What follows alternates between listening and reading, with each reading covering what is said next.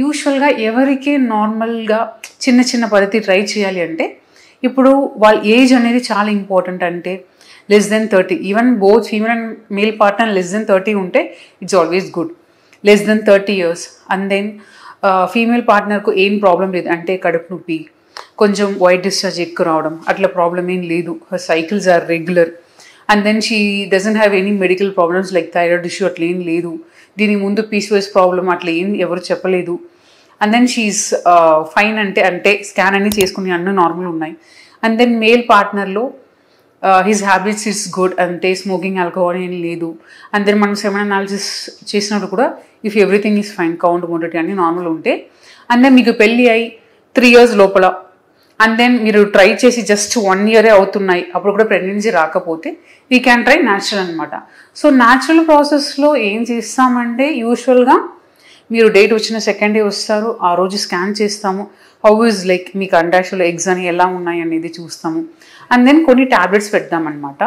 పెట్టిన తర్వాత like సీక్వెన్షియల్గా scan చేస్తామంటే యూజువల్గా ట్యాబ్లెట్స్ అనేది ఒక 5 days ఉంటాయి. ట్యాబ్లెట్ ఆపేసి ఒక 2-3 days తర్వాత స్కాన్ చేస్తాం. ఆ స్కాన్లో మనకు ఐడియా వస్తుంది, అంటే మేము ఇచ్చిన ట్యాబ్లెట్కే మీ అండాశయం రెస్పాండ్ ఇచ్చిందా, ఎగ్ సైజ్ మంచిగా పెరిగిందా లేదా అదని మనకు తెలుస్తుంది అనమాట. సో మంచిగా ఎగ్ సైజ్ పెరిగింది అనుకోండి, వెల్ అండ్ గుడ్, రిలీజ్ అవ్వడానికి ఒక ట్రిగర్ ఇంజెక్షన్ ఇస్తాము. ఇన్ కేస్ పెరగలేదు అనుకోండి, కొన్ని ఇంజెక్షన్స్ ఇవ్వాలి, గోనడోట్రోఫిన్ అని కొన్ని ఇంజెక్షన్స్ ఇవ్వాలి. ఆ ఇంజెక్షన్స్ ఇస్తే ఎగ్ అనేది కొంచెం సైజ్ పెరుగుతుంది. పెరిగిన తర్వాత రిలీజ్ అవ్వడానికి ఒక ఇంజెక్షన్ ఇస్తాము.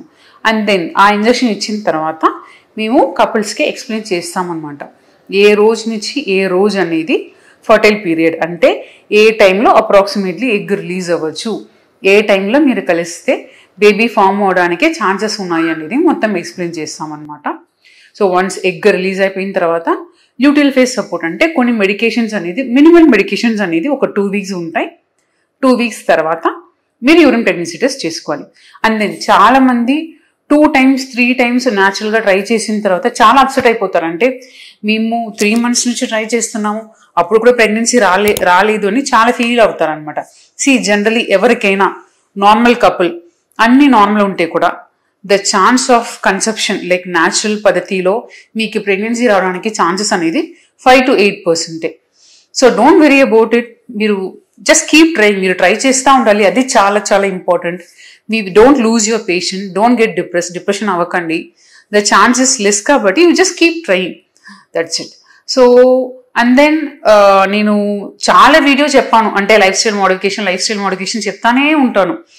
Who ever trying for conception, ఎవరెవరు ఈ ఫర్టిలిటీ ట్రీట్మెంట్ తీసుకుంటున్నారో అందరూ lifestyle modification, basically exercises, food, good amount of water, healthy habits, healthy food, ఇదని చాలా ఇంపార్టెంట్.